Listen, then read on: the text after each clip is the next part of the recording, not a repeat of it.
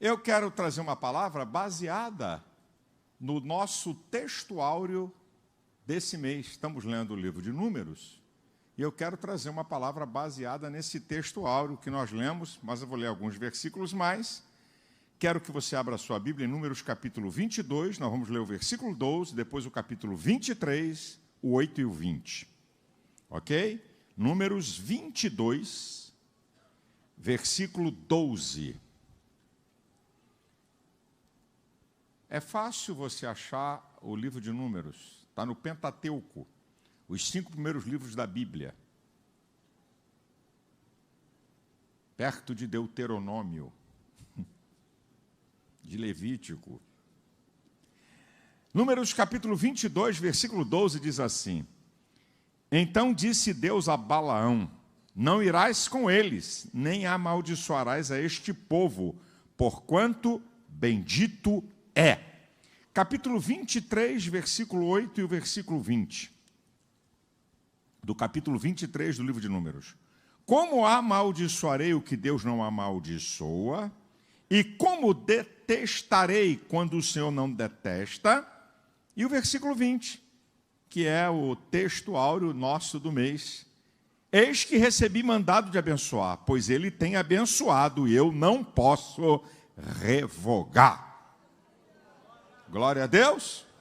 Eu quero, então, baseado nesses textos, eu quero fazer uma declaração profética para você, que é a minha mensagem. Você é abençoado e ponto final.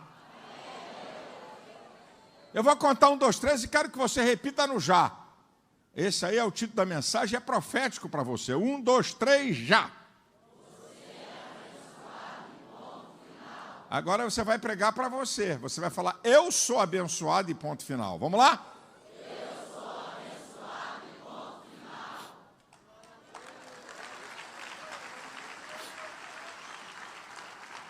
A definição da palavra bênção significa favor divino ou meio de felicidade.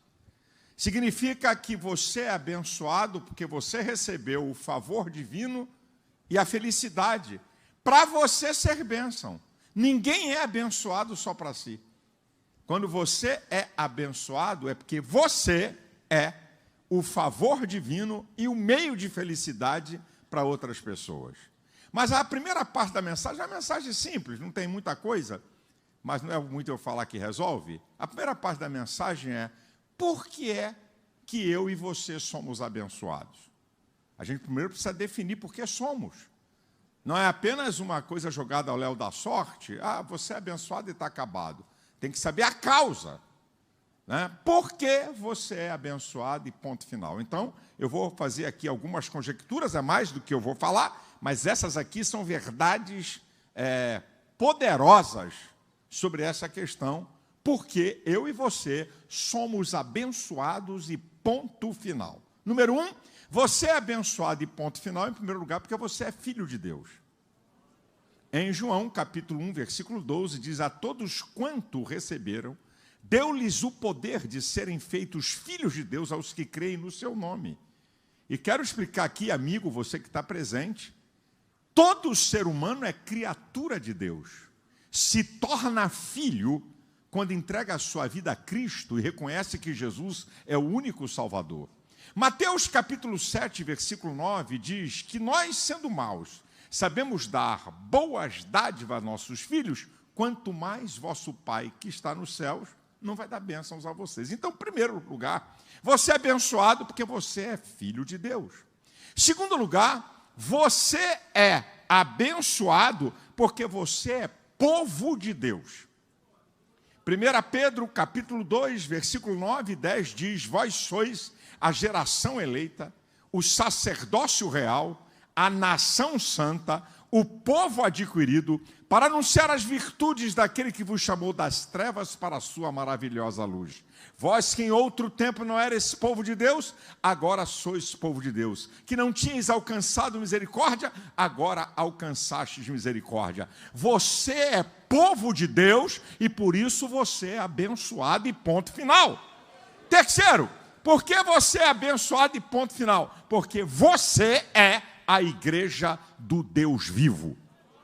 1 Timóteo 3,15 diz que nós somos a igreja do Deus vivo, coluna e firmeza da verdade. Mateus 16,18, Jesus diz: e sobre esta pedra, sobre Cristo, sobre ele, eu edificarei a minha igreja e as portas do inferno não prevalecerão contra ela. Eu não estou falando de denominação evangélica, eu estou falando da igreja, aqueles que foram comprados pelo sangue de Cristo, aqueles que obedecem à palavra de Deus e pertencem à igreja que é dele. Não é de pastor, não é de papa, não é de padre, não é de ninguém. A igreja é de Cristo. E por você pertencer à igreja de Cristo, você é abençoado e ponto final.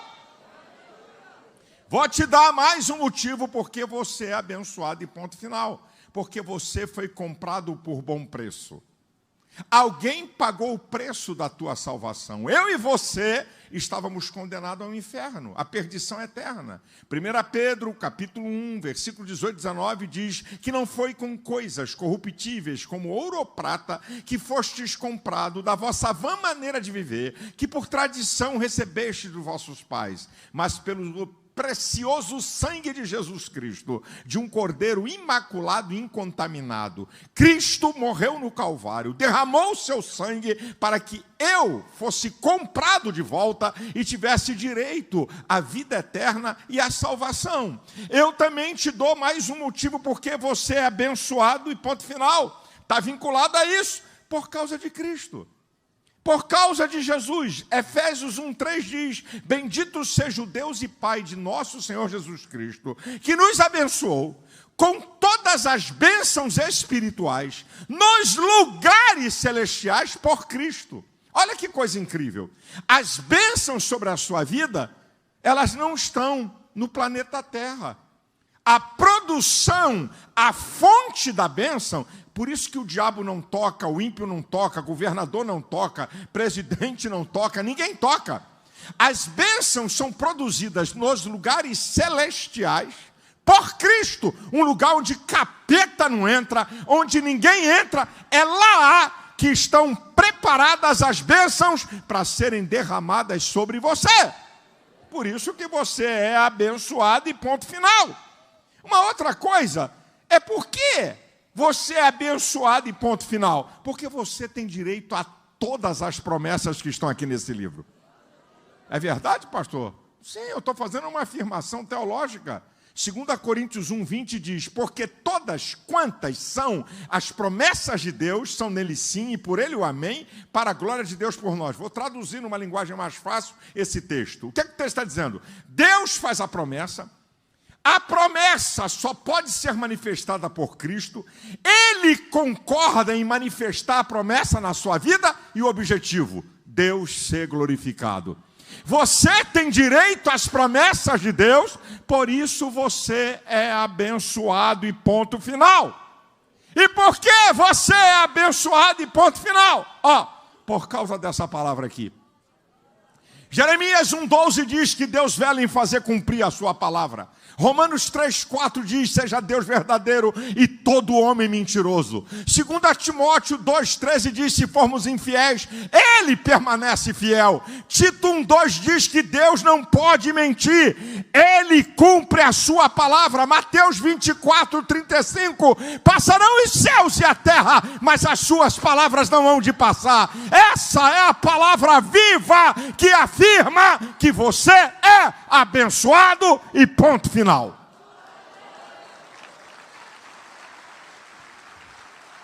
Posso ouvir você dizer mais uma vez quando eu falar já? Vamos lá? Já!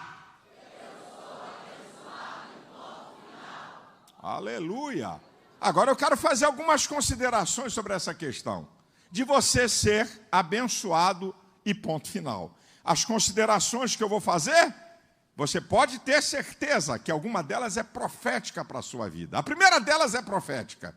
Se você é abençoado e ponto final, não existe maldição contra a sua vida. Mas pastor, lá em Êxodo, capítulo 20, versículo 3 e 4, diz que Deus visita a maldade dos pais até a 3ª e 4ª geração. Como é que é esse negócio? Então, até a 3ª e 4ª geração, pode ser que eu esteja nesse conjunto, nessa obra. Calma. Cuidado para não isolar textos, senão você vai virar um herege. A Bíblia diz que Deus visita a maldade dos pais dos filhos até a 3ª e 4ª geração para aqueles que se encurvam a ídolos.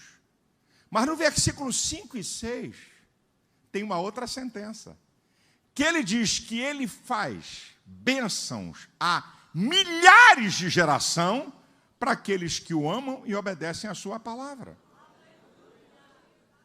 A maldição até a 3ª e 4ª geração, a bênção para quem ama e obedece a sua palavra é milhares de geração.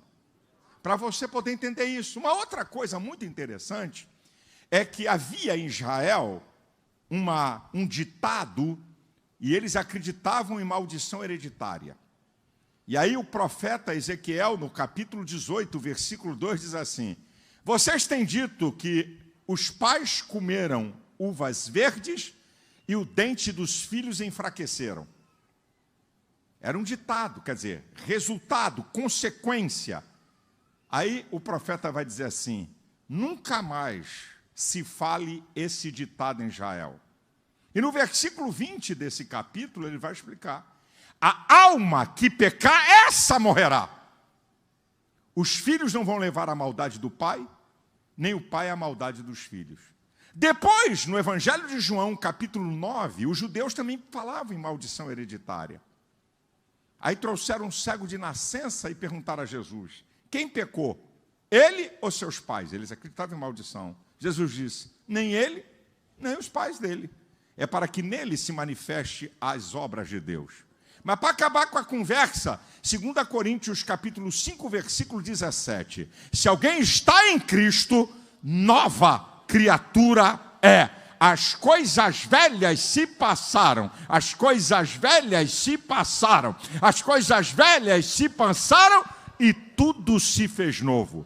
Então vamos lá. Se tinha uma maldição hereditária no teu taratatatatatatatá avó, passou para o taratatá, para o tarará, para o trisavó, para o bisavô, para o avô, para o teu pai e tua mãe, chegou em você, o dia que você entregou sua vida a Cristo, é quebrado, é retirada, é cancelada qualquer maldição, porque você é abençoado e ponto final.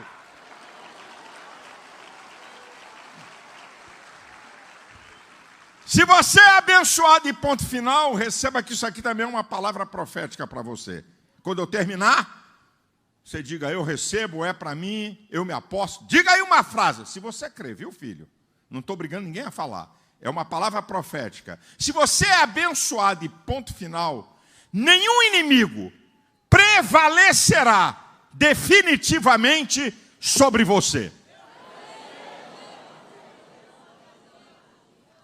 Eu não sei qual é a perseguição, eu não sei o que está acontecendo com você. Isaías 59, versículo 19 diz que, vindo o inimigo como correntes de água, o Espírito do Senhor arvorará a sua bandeira.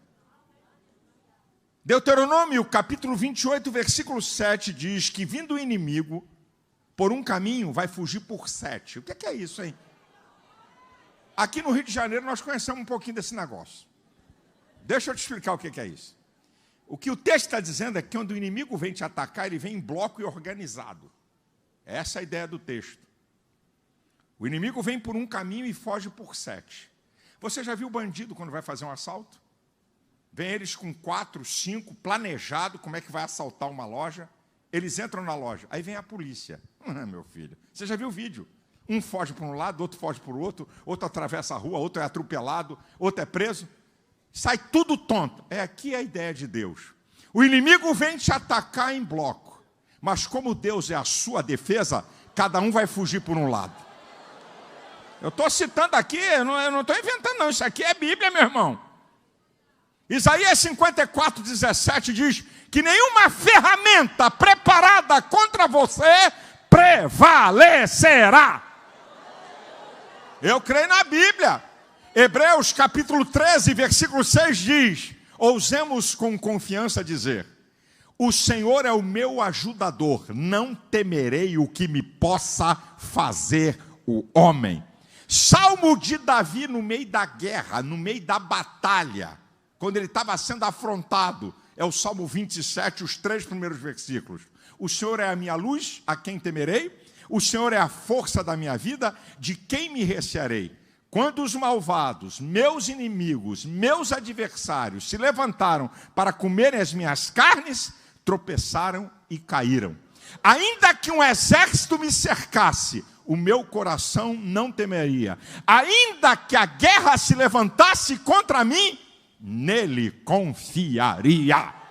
Não importa a grandeza do inimigo, o poder do inimigo, aquele que peleja por você é maior. Você é abençoado e nenhum inimigo prevalecerá definitivamente contra você. Agora escute e preste atenção.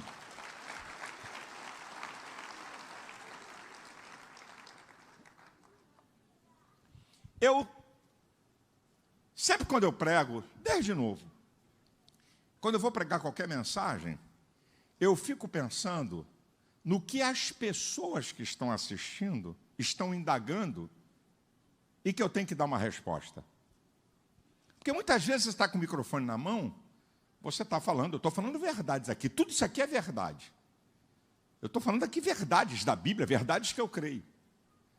Mas eu tenho que trazer respostas a indagações como essa que eu vou fazer aqui agora.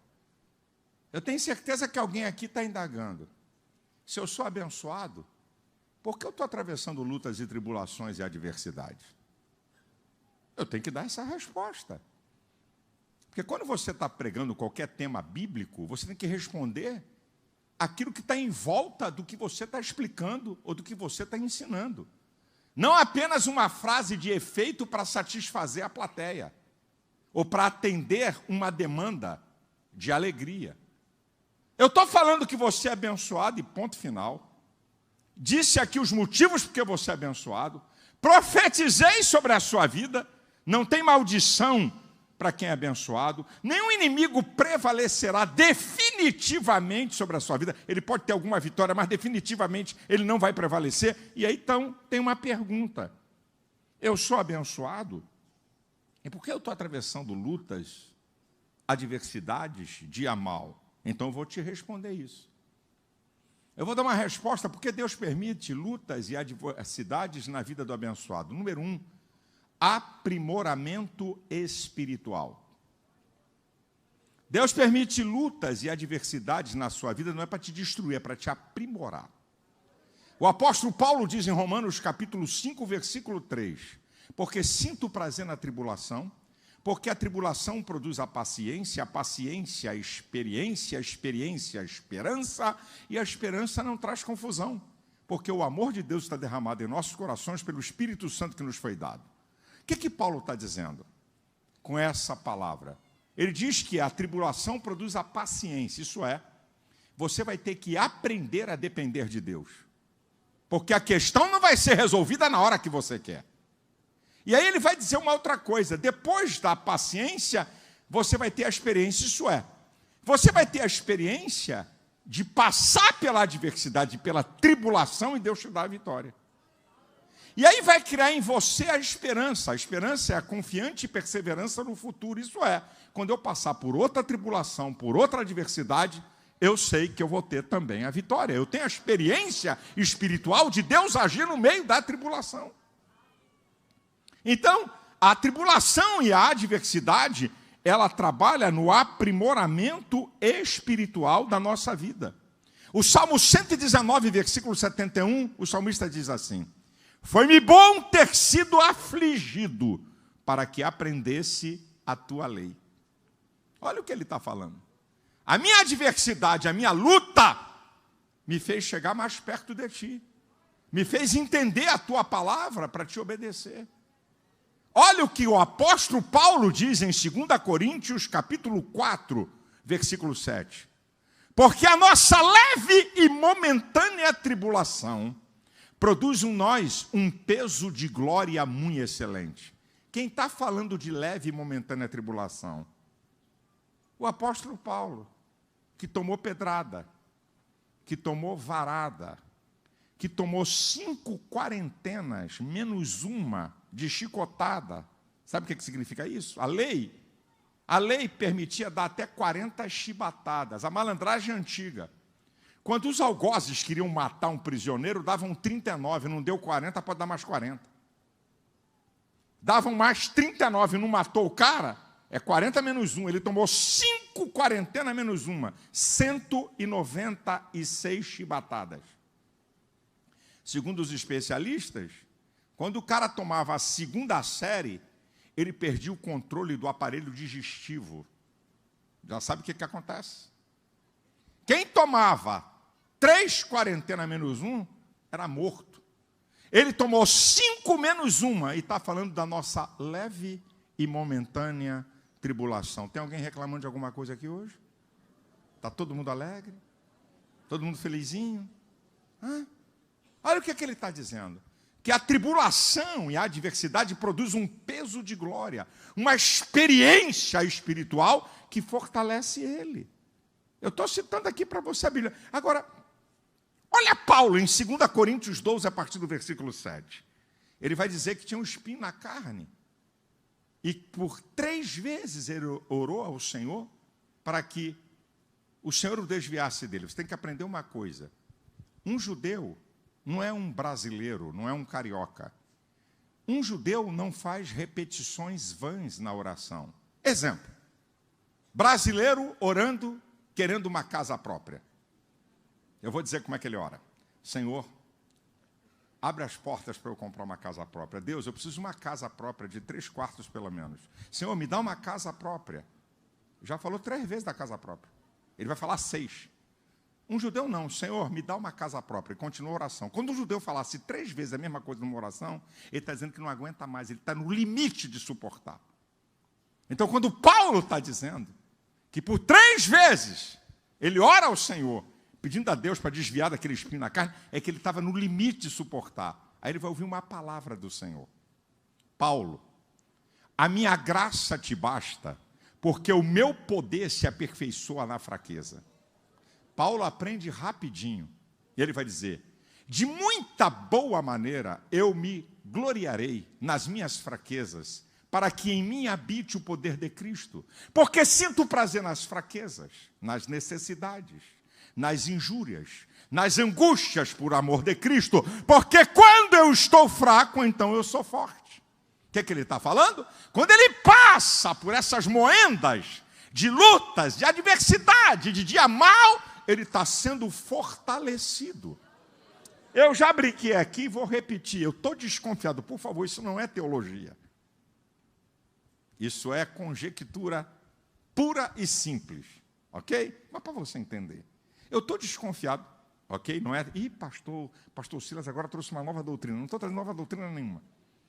Eu vou falar uma coisa aqui só para você entender, para fazer uma analogia. Eu não entendo nada de obra. E também gosto de distância. Poeira me dá alergia. Eu gosto de chegar com a obra pronta. Tá? Essas obras todas de igreja, eu vou para ver o local e depois me chama na inauguração. Porque, meu irmão, eu fico arrepiado com a obra. Mas me disseram, lixa, quanto menor o número, mais grossa ela é. Quem entende de construção, estou certo? Estou certo aí? Então, a lixa mais grossa, menor número. Lixa mais fina, número maior. Então, uma parede com crostas, com coisa grande, tem que ter uma lixa grossa. Hã? Essa mais grossa? É 36? E a mais fina, quanto é? 600. Ok. Eu estou desconfiado, agora vem a minha conjectura, que de vez em quando o Jeová diz assim, arruma uma lixa 500 aí para o Malafaia.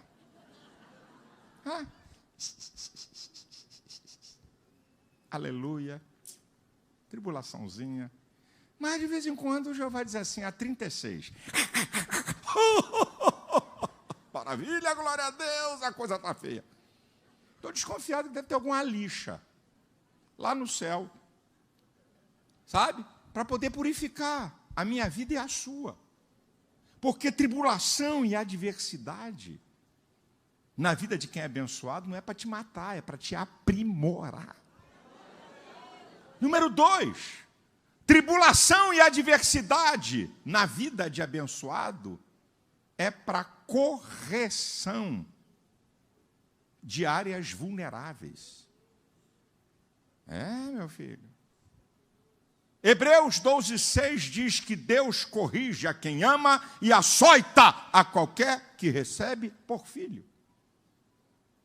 E no versículo 11 diz que a correção no momento não é de alegria, mas de tristeza. Mas depois produz um fruto pacífico nos exercitados por ela.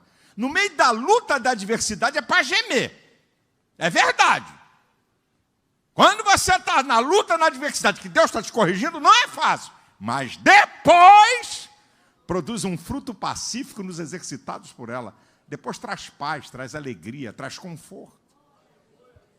Então, na vida de um abençoado, a luta e a tribulação e a adversidade é para aprimorar a sua vida espiritual, é para corrigir áreas que são vulneráveis. Agora, escute isso. Lutas e adversidades na vida de quem é abençoado tem limite de ação. Como é que é, pastor? Eu vou te provar com a Bíblia.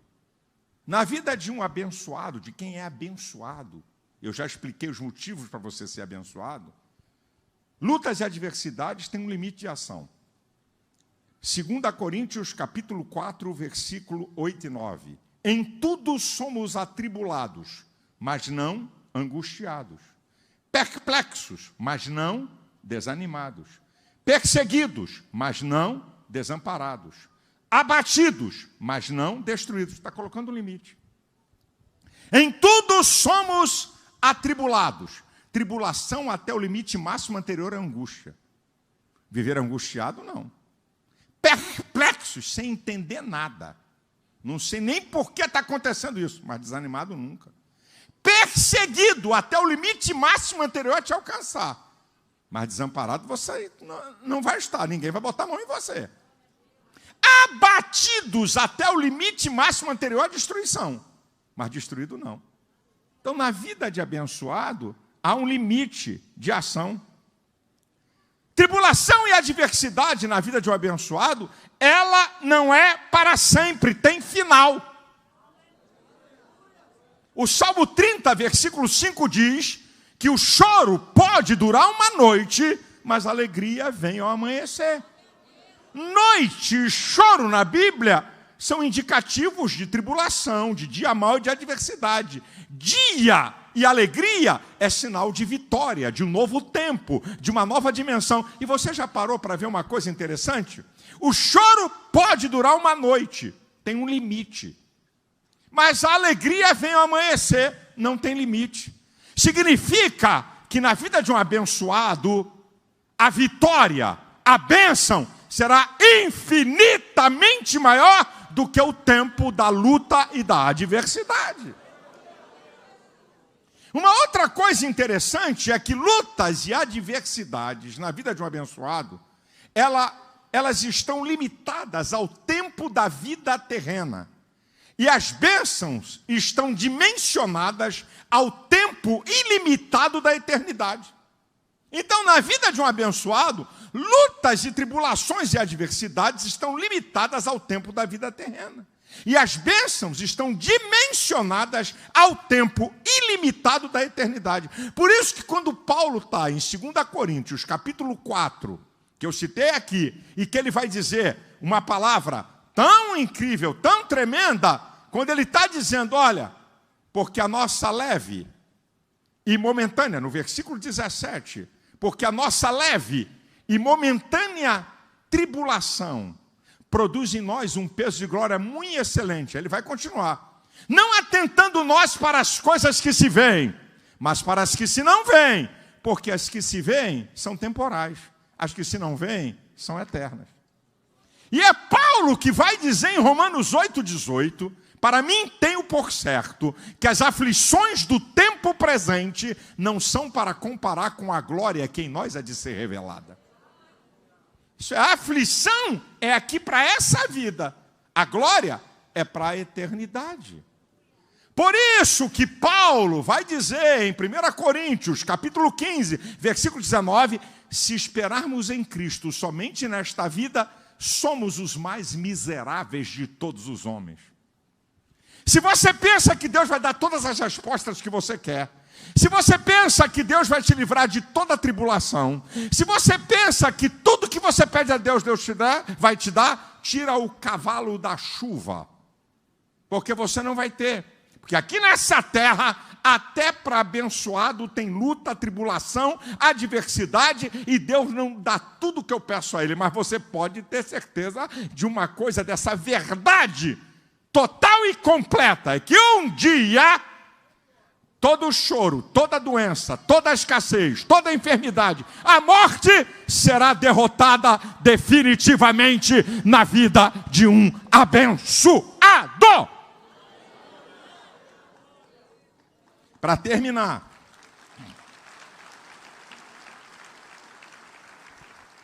a conclusão é essa aqui. Não adianta colocar vírgula onde Deus colocou um ponto final. Bendito é, ponto. Acabou. Não tem vírgula no texto. Bendito é, vírgula, porém, contudo, entretanto, todavia. Não. Contra esse povo não vale encantamento. Contra esse povo não adianta, porque ele é um povo que é bendito. Ponto final. Eu queria declarar para você isso aqui. Não tem capeta, não tem homem mau, não tem ninguém. É ponto final. Você é abençoado e ponto final. Dá para você dizer para você, quando eu falar já, eu sou abençoado e ponto final? Vamos lá? Já! Eu sou abençoado e ponto final.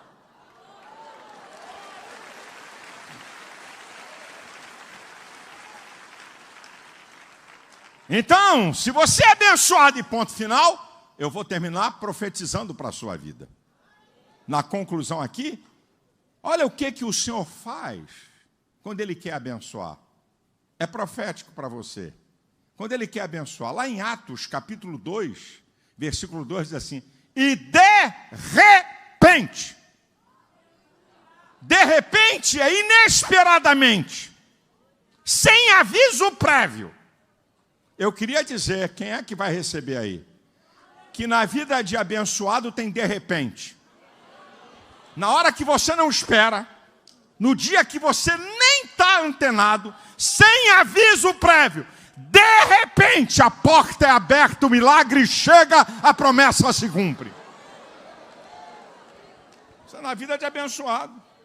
Você lembra da mulher cananeia em Mateus capítulo 15? No versículo 28 diz assim: grande é a tua fé, seja feito conforme você está pedindo, conforme você crê. Eu creio.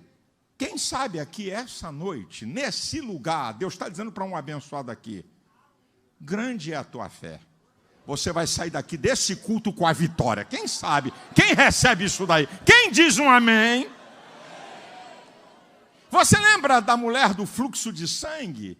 Quando ela toca em Jesus, Marcos 5,34, Jesus vai dar uma palavra para ela: vai em paz.